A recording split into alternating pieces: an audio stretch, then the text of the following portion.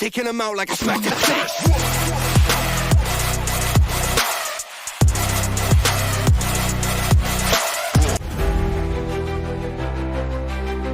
What's up, bowlers? It's the Motive Maniac, and I am back today to do an Arsenal recap from this past weekend's Western Colorado Open Scratch Tournament. Want to run through how I did this, guys, and how I advanced with all these super high average guys, the PBA guys. Show you how I did this. Before we get started, yes, I do pay BMI for the rights to the music. It's loud in here today, so we're covered there. So we played on a pattern that none of us have ever played on. Nobody in this tournament has ever shot on. It was the 2008 European Bowling Tour Storm Open Championship Dutch pattern. Okay, whatever. It was the U.S. Open Dutch Championship, whatever, from 2008. Obviously, none of us have ever thrown on that sport pattern. It was a European pattern. So come in Friday night in the sweeper. I knew right off I was not going to advance in the sweeper on my first 4 frames. We only did a 3-game sweeper. I let the first 4 frames open. I left all the frames in practice open. So what I did is it was worth my $25 sweeper entry to throw a different ball every 3 frames. I went through my entire Motive arsenal that night. I threw the Onyx. I threw the EXJ. I threw the Max Thrill Hybrid. I threw the Max Thrill Pearl. I threw the Alpha Jackal. I threw the Hysteria. I threw the Lethal Venom. I threw the Blue Tank. I don't even know what else I threw. I mean, it was like every 2 or 3 frames, I'm just throwing a ball just to see how it reacted. It was wow. And I wasn't the only one to struggle. I mean, there was like so many 400 series and low 500 series. The pattern does not look that hard when you look at it on paper. I'm going to put that pattern right here, guys, because just so you can look at it, it doesn't look that hard on paper. But, oh, my goodness, if you laid that ball down at your feet, you were hooking by the arrows. Everybody. I mean, we had Chase Nadeau of 900 Global just came off the PBA Tour. This man's lofting almost to the arrows. We got Yannick Roos from SPI. Lofting. I'm like, man, what is going on? Hardest pattern ever. But actually, it was the hardest pattern. One of the hardest patterns I've ever thrown on. And again, on paper, looks just like a normal shot. It was not. Anyway, so here's what I did. We got into squad 1 on Saturday morning. And I said, you know what? I'm going to try to blend this lane a little bit in practice, maybe the first 2 or 3 frames. I brought out the Blue Tank, try to get the shim, get everything worked out, try to blend a little bit. Almost like I would have used to do with my Purple Hammer. They're not the exact same. It's not a urethane, but I was trying to do what I could do. So I opened the first 4 frames, again, which I kind of knew I was, but I was jeopardizing that first game. What I did is when I went with the Lethal Venom, I went to about 22 with my right foot, played my line where I tried to set it up, and go across, strike out to the 10th and get a 9 spare on last 2 balls in the 10th. Pretty good. Game 2, I was like, all right, now I'm going to switch to the Hysteria. Now, normally I wouldn't do that, guys, but I figured out the night before what to do. So I went with the Hysteria, stayed around the same line. It goes a little longer. I think I shot a 223, 224, something like that in game 2. Then I threw the Hysteria again all the way to the 9th frame. I think I was at like a 170 something in the 9th. I decided I was switching back to the Lethal Venom because I knew I was going to throw it at 4, 5, and 6. So I took the Hysteria out after the 8th frame. 9th frame, I took the Lethal Venom. I moved over to about 25, moved inside with my eyes and my aim spot, struck out the 9th and the 10th with it. Still only finished out. No, I didn't strike out. I think I got a 9 spare in the 9th. I can't remember. It was a mid 200, low 200 game. But I knew what I was doing. When the lane started transitioning for 4, 5, and 6, Lethal Venom, went right back to it, and I started moving left all day. So I stayed in 25 in game 4. I moved a little further, 28 in that game. Game 5, I was probably out at about 30, 31. By the end of game 6, I was at 38 with the right foot. I was literally on the ball return, going across the middle, aiming just inside of 20. And both squads that morning at 9 a.m. and the 1 p.m. squad, my game 5 and 6 were my 2 highest games. I actually won high game pot on both squads, won a lot of brackets, and I finished 11th. So it was, like I said, the guys I just mentioned earlier. We had Chase Nadeau, who just came off of the PBA tour. We had Yannick Roos from SBI. He needs no introduction. You guys know who he is. Man's famous. Let's see. We had Scott Ashley from New Mexico. We had Morgan Robinson, CB Tour points champion this year. Got a big old ring. Let me see. We had Jason Prather. I think he is a Hall of Famer, USBC Hall of Famer. Jason Covington. Man, the list just goes on and on. Like I don't even know how to go through this.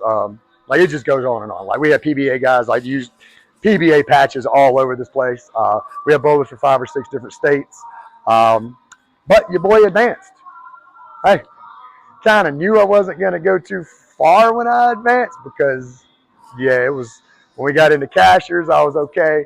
But, yeah, it wasn't going too far past that. So, finished 11th out of 12.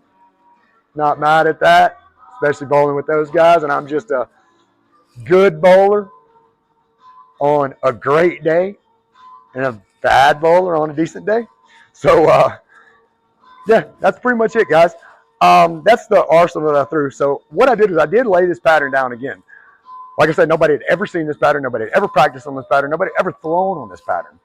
So we went ahead and laid it down again today. And I'm going to show you what that lethal venom does in game 1 on this, man. It's once I figured out how to use that ball, it was pretty devastating.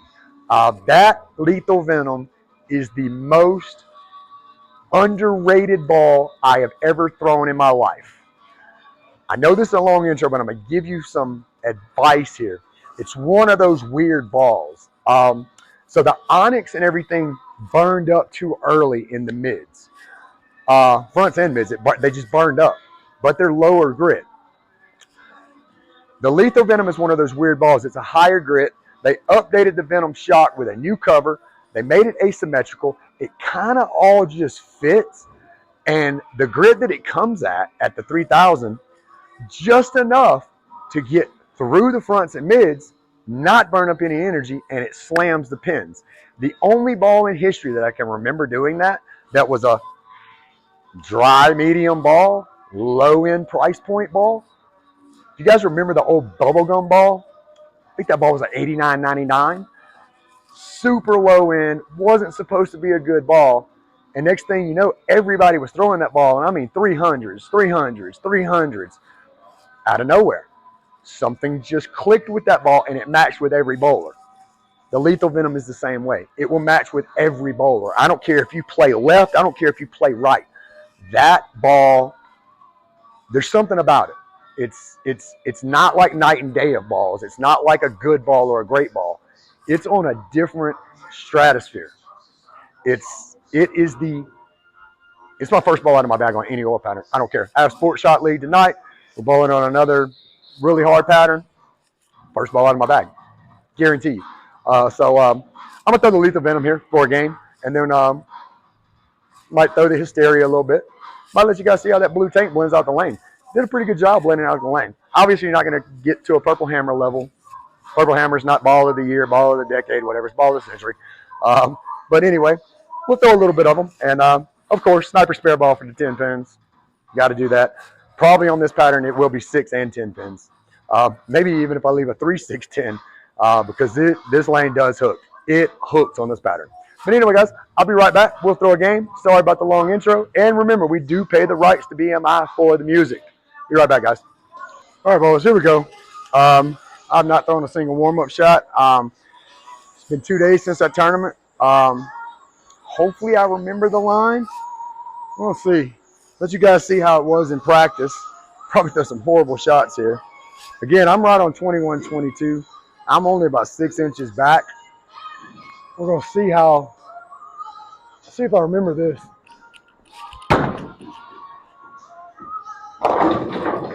All right. This pattern, again, on paper, this pattern looked awesome. Thought I was going to destroy this tournament. There's not much forgiveness here. Let's move this out the way. It's just such a weird pattern, man. All right, we're just going to do some warm-up shots, try to figure out where we're at.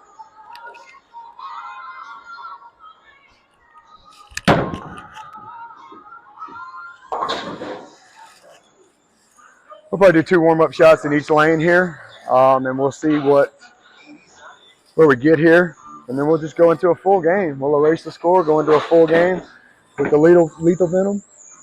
I'll show you guys this. It might be hard to see on this ball, but it starts right past the finger holes, and man, I mean, look at that track.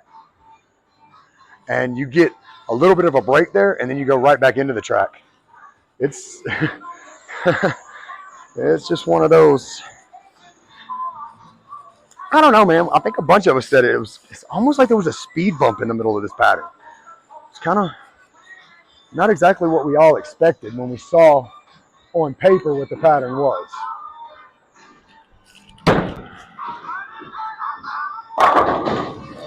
There we go. It's more of a speed adjustment pattern as well. Now, when it started transitioning, obviously you got to go left. First game, it was more of a speed adjustment. It was finding out how hard to throw it.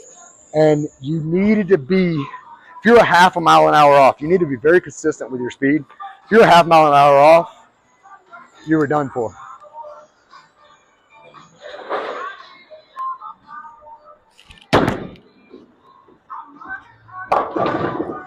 Split in that lane. I want one more shot in this lane, guys. We're going to reset this. Now we'll try to pick up the split. Why not? Why not? We'll try to pick up the split. See what we do. Yeah, it'd be fun just to see if I can get it.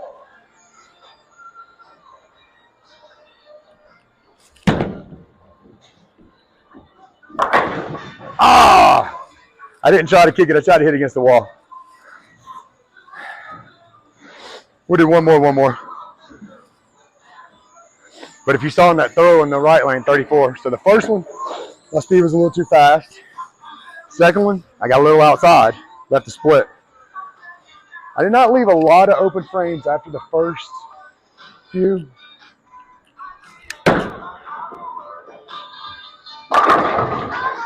Right there. We're going to practice 10 pin here.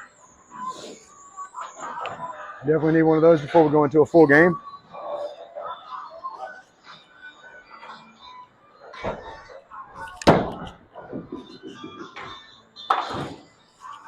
All right, we're going to take one more throw in this lane.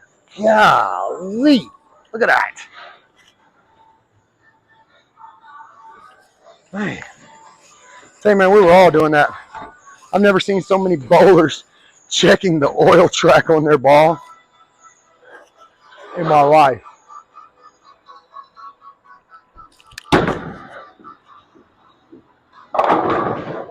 Seven pin. We'll go for it, and that's our warm-up. That's our practice. That's our 10 minutes of practice. It's probably all the throws we would have got in practice. We didn't have a lot on the lane, so it was the most we maxed out this entire weekend was 3 per pair. So we got 6 to 8 throws in practice. And we missed it. That's fine. All right, boys. So we're 5 frames. We're going to end these. That was our practice. We're going to go straight into a game and see what we can do. Give me just a second. I'm going to erase the scores. We'll be right back. All right, boys. We're done with practice. Let's jump into a full game here, see what we can do. I think I'm lined up pretty well. That's kind of where I was in the tournament. Now it's just a speed adjustment.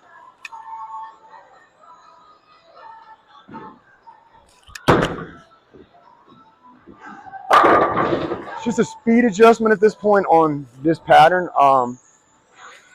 Like I said, I'm lined up pretty well. It's kind of where I was in first game of the tournament in both squads. But it's just unforgiving on speed.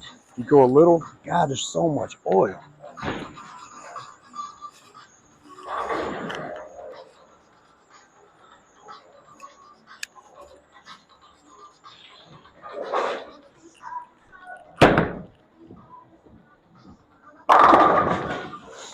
Yeah, I'm lined up good. It's just speed, got to stay with the speed, got to hit the same mark. I'm not a good enough bowler to hit the same mark all the time. I'm just not. It's hard for me to lay shots. Speed I've been working on. Morgan has actually helped me with speed a lot, helping me to adjust that and make sure that I try to stay the same. But it's just hard for me to lay shots like that. Missed on inside.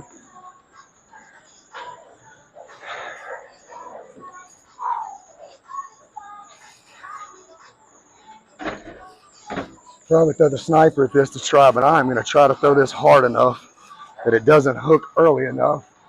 See if we can pick this up.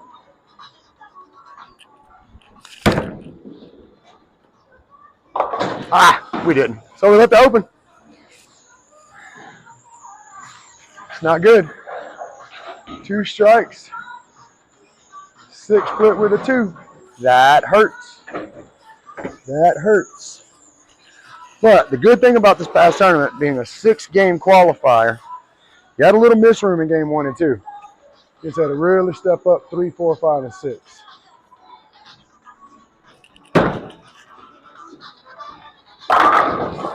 If I can lace the shot, I'm good. Like I said, just not a good enough bowler. And I'll tell you guys something that was very interesting.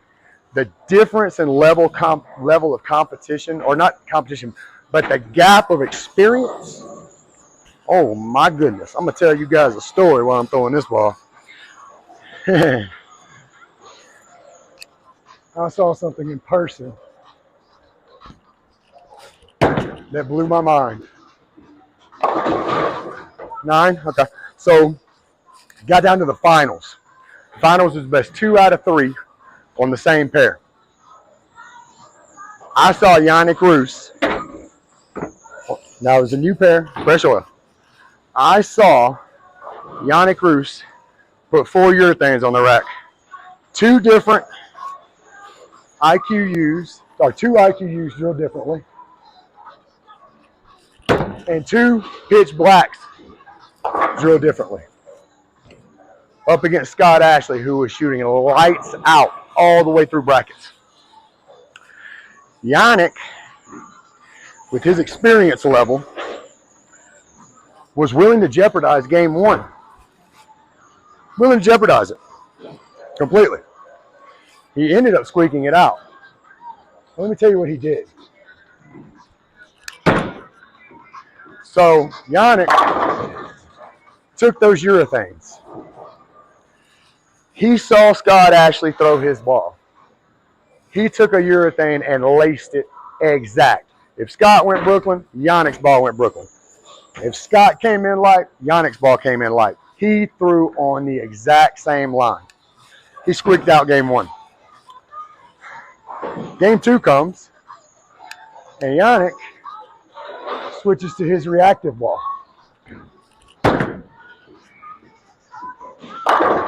Yannick switches to reactive. Move left. Put his ball around where he had moved the oil to. Scott Ashley kept trying to adjust around the same spot. Threw 5 splits in 10 frames. Yannick destroyed him in game 2 to win the $2,500 championship. So, what that let me know. Oh, that's too fast. Maybe not, maybe not. Okay. What that let me know is the gap there of experience was so huge. You got a professional bowler out of New Mexico, champion, tournament champion, all this stuff, up against Yannick Roos. It was insane to watch. I went back and watched the video of the finals.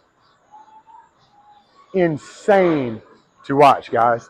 Like, when you go back and zoom in, I'm going to try to get that whole video posted. But when you go back and look at that whole thing, it was absolutely ridiculous. Sorry, guys, ball's stuck. I'm calling it in right now while I'm talking about this. But yeah, it was absolutely ridiculous to watch. If you zoomed in, it was literally ball return on 33. It was literally laced straight down the line. I mean, if Scott Ashley hit the 14 board and went Brooklyn, he had the speed perfect 14 board Brooklyn. Scott Ashley gets a little outside, comes in light. Yannick Roos changes the speed, comes in light. Exactly. If you overlap them, the two balls rolled together. It was one of the most impressive things that I have ever seen in my life in person.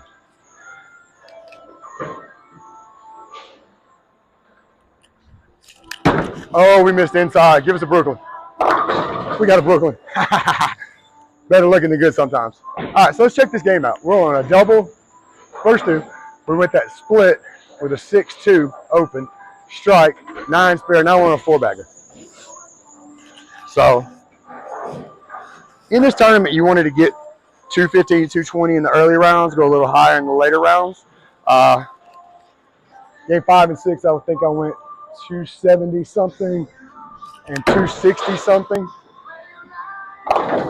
Messed up the 10th right there. Where we at though? We're at 203. Not bad. Hopefully we get the 2 teams here in this game. You can see how important warm-up shots are though. I know a lot of bowlers that throw like one shot and then they go out and take a cigarette break or something, or they go sit down.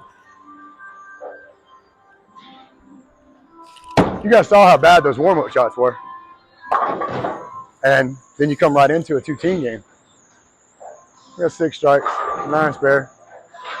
Not to make it 7 strikes here to get a 219. That'd be nice.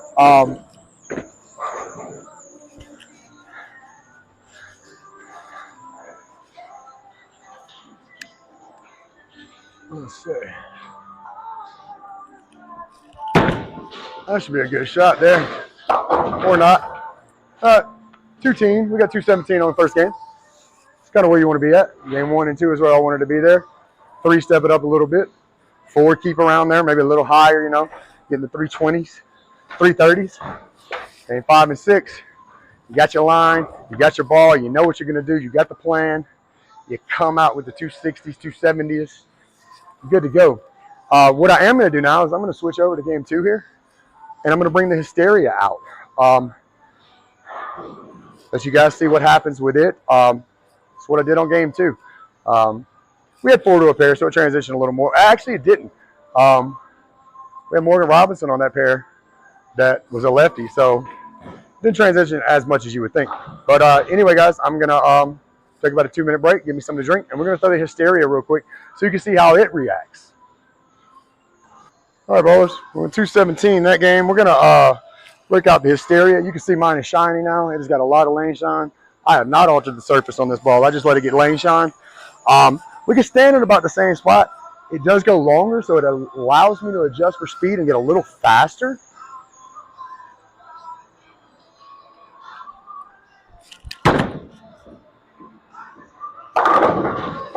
Just a little faster there, probably about a mile an hour faster. It reads later, just like the Lethal Venom though. Lethal Venom being a solid, but it's a higher grit. Gets through the fronts and the mids. This one, obviously being a pearl, gets through the fronts and the mids. Nice. And then you get, still get that hard hitting action on the back end. It only gave us 9 there. Holy cow, I'm glad I saw that. Don't take my first ball of the day with the Hysteria away from me. That was rude. I mean, I guess it was a late falling pin. I wasn't really paying attention.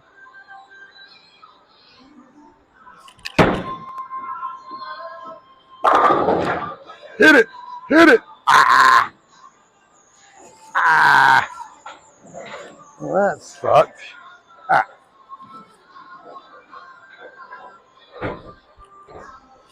Trying to give us that 9 that it gave us last time. It got back. Instant karma back at me. Tell you what, guys, these 2 balls. This is a heck of an arsenal, man, with just these 2 balls. You throw these balls with a spare ball, you got a bag, man. Get you a 3-ball bag. You don't even have to be a big motive vault like I have. Get you a motive tournament roller. That's your 3-ball bag, man. Spare ball, Evo Casteria, Lethal Venom. Especially if you get you a sniper spare ball, because the sniper spare ball, as you guys have seen in other videos, can be used as your super dry game ball. The Lethal Venom can be moved left. The Lethal Venom can be moved left throughout. Hysteria can bend the lane. I don't like bending the lane. The way that one's drilled for me to go really long, I drilled it just like my Black Widow Mania. So it gets a weird angle when I come in that sharp. So that's kind of why I don't use it like that.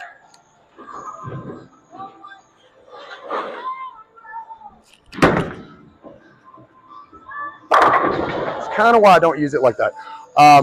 Right there's perfect. It just comes in and it's not super snappy because I'm keeping it in the oil. Now, if it got outside the friction, it's gone. It's gone.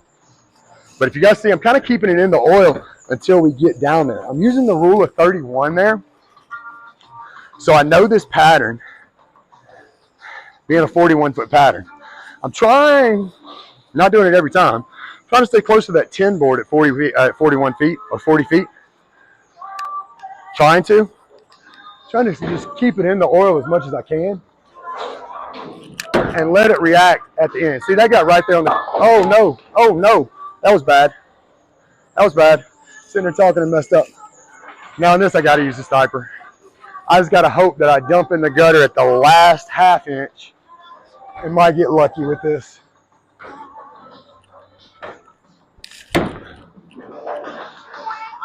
Nope. All right, so we went strike, 9 spare, triple, 7 split with a deuce. So we got a 125 in the 6th. I don't know if that was a bad shot. I think I might have got a little further outside than I wanted there, which gave me that little more friction, which got me across the head pin.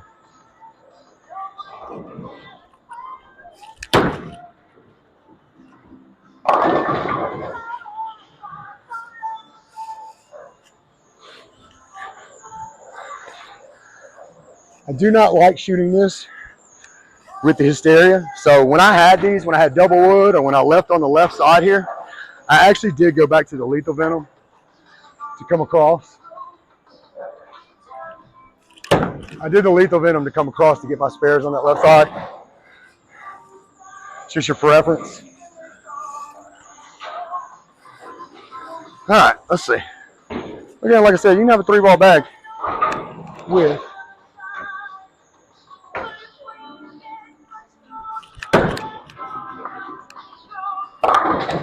just the Hysteria, just the Lethal, and just the Sniper spare ball. That was slow. That was way slow. I threw that about the speed that I should have been throwing the Lethal Venom last game. Gonna fall off here in game 2. Gonna fall off here in game 2. We really need a strike here.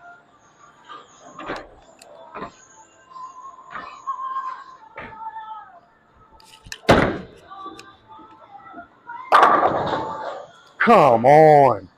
Really? Wow, that felt amazing. That hurt.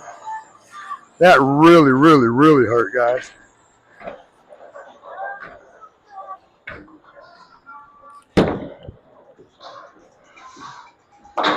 All right.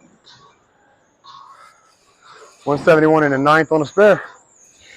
That really hurt. Now this is very crucial that we get a strike.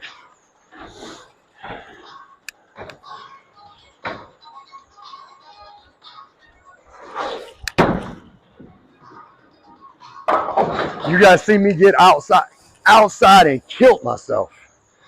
That's the big 4. That hurt us. 183. It's not even a point to really try to pick this up. Just want to take the 2 pins, but I'm gonna try to pick it up anyway.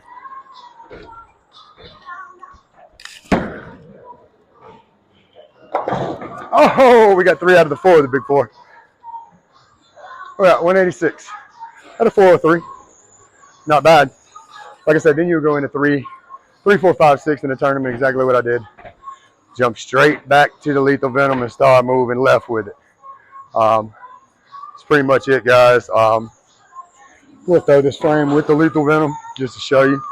Bounce it to 25 now. Moving about 3 boards left.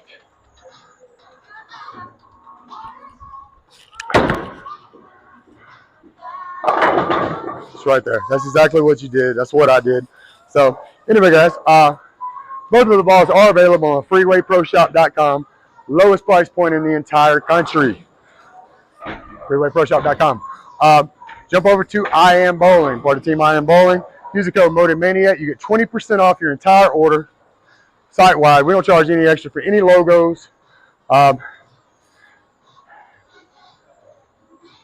Freewayproshop.com is now selling all CTD sanding pads. Also the Hook Monster. You know, that's all I use. That's all Bobby Lawrence uses. All that Morgan uses. I think Yannick used it this weekend, Yannick Roos. So jump on the Freeway Pro Shop, order that. We're the lowest price point in the entire country on that, including, not going to say who it is, but yes, we're the lowest price point. So thanks to KR Strike Force for the brand new Gladiators. They're amazing. Thank you, Brett Spangler. Thank you, Motive, for the new Motive Arsenal. You guys have a great day. I appreciate it. All right, boys, I'll give you some bonus footage. Through that last ball with the Venom, would have been game 3. We hit that strike up there. Get some bonus footage with the lethal Venom. Like I said, we bounced. We bounced about 3.5 boards to the left.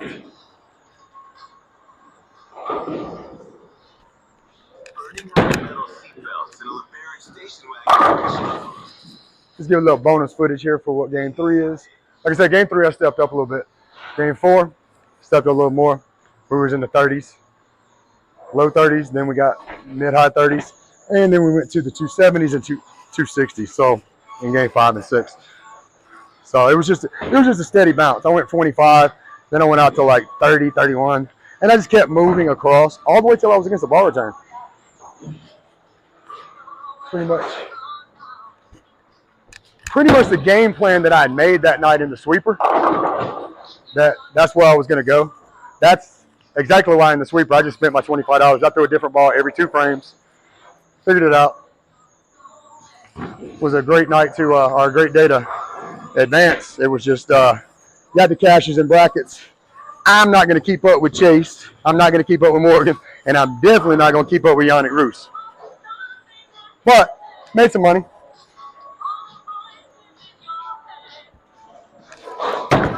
I think all in all for the weekend, between high game pot, first squad, high game pot, second squad, and all the brackets, and then getting paid for the 11th play finish, I think I made $480 for the weekend profit. Not bad. Not a bad weekend. And represented Motive against all the SPI guys. Everybody in the tournament was SPI.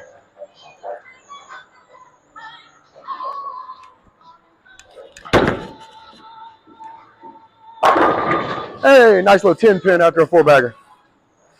We'll move up a 1/2 inch on that.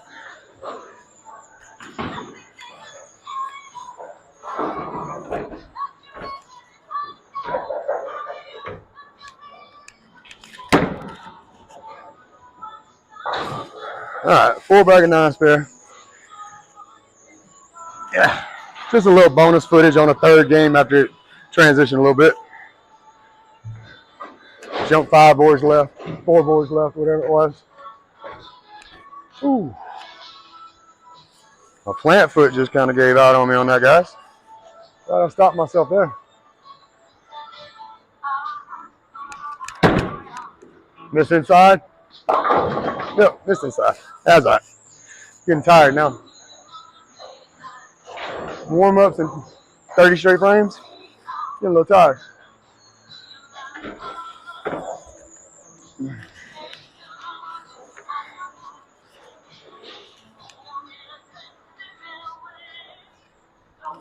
Again, I threw pretty much every left-hand spare this entire tournament with that lethal venom.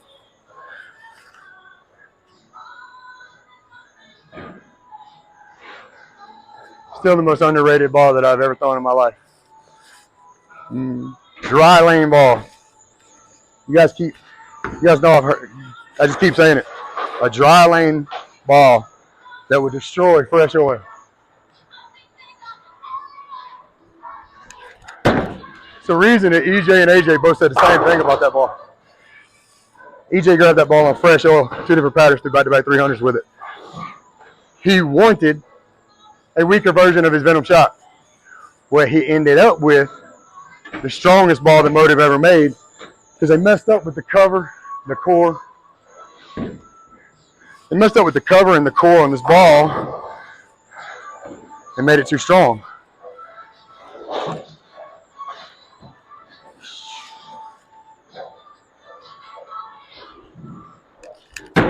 Miss inside again. Another 10 pin. Yeah, so like I said, it's like that bubblegum ball a long time ago. Super low price point, not supposed to be good.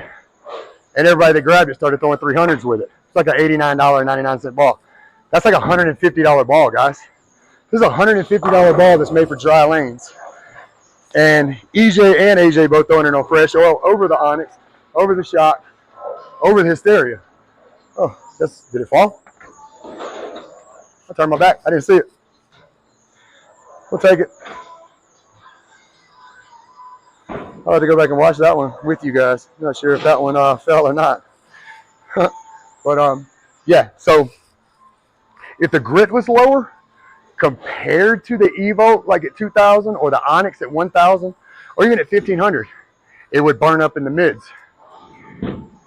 Keeping it at the 3,000 like they did is just a high enough grit to not burn up any energy in the front mid. And then they made the Venom shot core asymmetrical. They cut out the sides of it, and then they updated the cover with the brand new cover. It just matched. It just matched.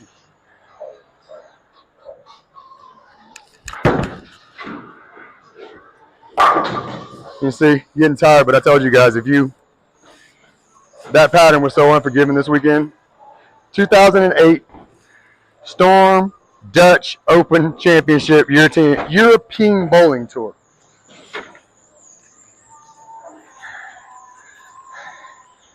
Not a single bowler on this, not a single bowler in this tournament had ever thrown this pattern in their entire life.